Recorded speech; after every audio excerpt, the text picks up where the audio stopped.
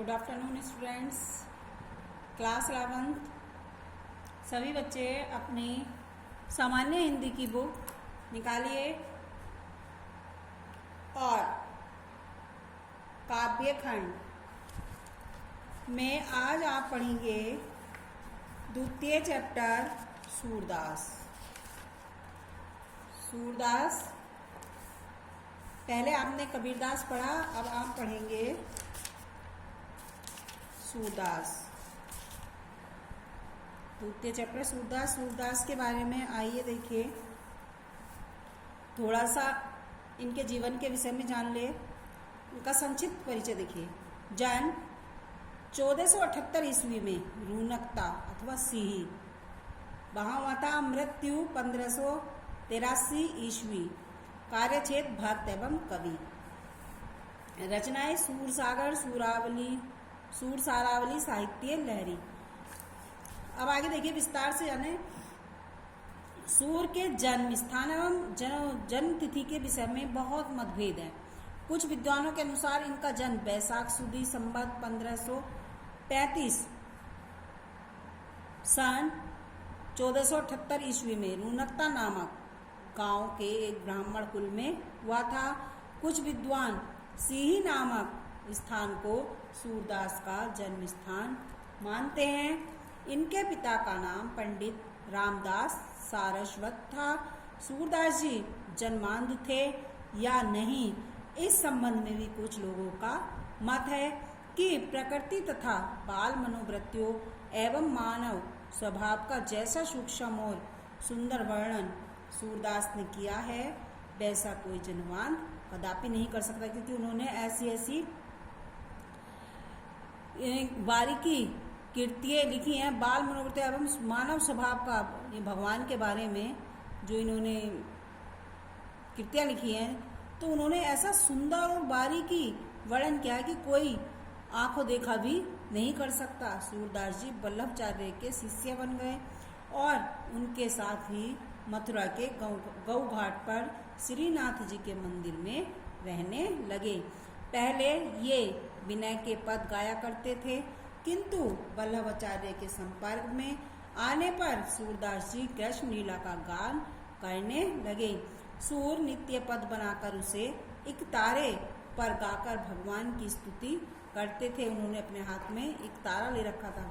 सूरदास जी की जो मृत्यु हुई वो 1640 सन 1583 ईस्वी में हुई थी। हिंदी काव्य जगत में सूरदास कृष्ण भक्ति की अगाध एवं अनंत भावधारा को प्रभावित करने वाले कवि माने जाते हैं। इनके काव्य का मुख्य विषय कृष्ण भक्ति है। इन्होंने अपनी रचनाओं में राधा कृष्ण की लीला के विभिन्न रूपों का चित्रण किया है। इनका काव्य श्रीमद् भागवत है से अत्यधिक प्रभावित रहा है। इसमें इनकी विलक्षण मौलिक प्रतिभा के दर्शन होते हैं। राधा तथा कृष्ण प्रेम को लेकर सूरसागर में जो रस का सागर उमड़ पड़ा है, उसी से इनकी रचना का नाम सूरसागर सार्थक होता है। इनका बाल वर्णन बाल्यावस्था की चिंताकर्षक झांकियां प्रस्तुत करता है। इस प्रकार के पदों में उल्लास, उत्कंठा, चिंता, ईर्ष्या आदि भावों की जो अभिव्यक्ति हुई है, वह बड़ी स्वाभाविक, मनोवैज्ञानिक एवं हृदय ग्राही है। भ्रमर गीत में इनके विरह वर्णन की विलक्षणता का भी दर्शनीय है। सूरदास के भ्रमर गीत में गोपियों एवं उद्धव के संवाद के माध्यम से प्रेम, विरह, ज्ञान एवं भक्ति का जो अद्भुत भाव व्यक्त हुआ है, वह इनकी महान काव्यात्मक प्रतिभा का परिचायक है। सूर संयोग और विप्रलभ दोनों ही श्रृंगारों के चित्रण में सिद्ध हस्त हैं। गहन दार्शनिक भावों को कोमल एवं सुकुमार भावनाओं के माध्यम से व्यक्त करना भक्त कवि सूरदास की प्रमुख विशेषता है। मानव हृदय की इन्होंने ईश्वर के सगुण रूप को, यानी साक्षात रूप को श्री कृष्ण के प्रति सख्य भाव की भक्ति भावना का निरूपण करते हुए अपने काव्य में मानव की हृदय की आंतरिक कोमल भावनाओं का चित्रण किया है। सूर की भाषा में कहीं कहीं अब भी संस्कृत, फारसी आदि भाषाओं के प्रयोग भी मिलते हैं, परंतु भाषा का सर्वत्र सरल एवं प्रभावपूर्ण है। ब्रज भाषा में जो रूप सूर की कविता में बन पड़ा, वैसा रूप कदाचित कोई अन्य कवि नहीं दे सका। श्री कृष्ण की बाल लीलाओं का वर्णन करते समय जन्म से लेकर किशोरावस्था तक का कृष्ण का चरित्र तो किसी को भी ईर्ष्यालु बनाने की क्षमता रखता है। बालहट, गोचारण, वन से प्रत्यागमन, माखन चोरी आदि के पदों का लालित्य सूर के अतिरिक्त और दूसरे के लिए दुर्लभ है। सूर ने मुक्तक काव्य शैली को अपनाया है। कथा वर्णन में वर्णनात्मक शैली का प्रयोग हुआ है। अलंकारों की दृष्टि से सूर के काव्य में उपमाओं, उत्प्रेक्षा, प्रतीक, व्यतिरेक, रूपा, दृष्टांत तथा अर्था, अंतर्न्यास आदि अलंकारों के प्रयोग प्रचुर मात्रा में हुए हैं। छंदों में रोला, छप्य, सवैया, धनाक्षरी आदि प्रमुख छंद हैं। भाव विभोर और आत्मविस्मृत गोपियों के दहिले के स्थान पर कृष्णले की पुकार लगाना, गोपियों का तीर कमान लिए वनों उपवनों में पिक चातकों को बसेरा न ले पाने के हेतु मारा फिरना, प्रेम की तल्लीनता के ऐसे सजीव उदाहरण सूर साहित्य के अतिरिक्त अन्यत्र कहीं भी, यानी इसके अलावा कहीं भी देखने को नहीं मिलते हैं।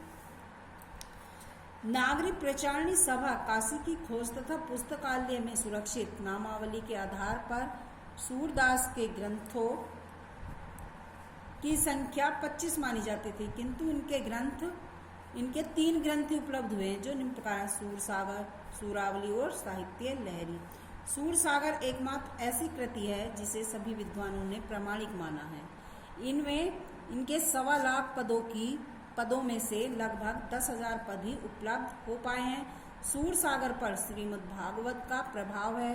संपूर्ण सूर सागर गीत काव्य है। इसके पद तन्मयता के साथ गाए जाते हैं।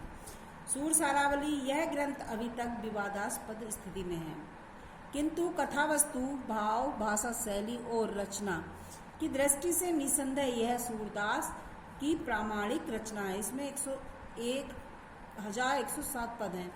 इसमें कृष्ण की संयोग लीलाओं का अत्यंत मनोरम वर्णन किया गया है। साहित्य लहरी में सूरदास के 118 दृष्टकूट पदों का संग्रह है। साहित्य लहरी में किसी एक विषय की विवेचना नहीं हुई है। इसमें मुख्य रूप से नायिकाओं एवं अलंकारों की विवेचना की गई है।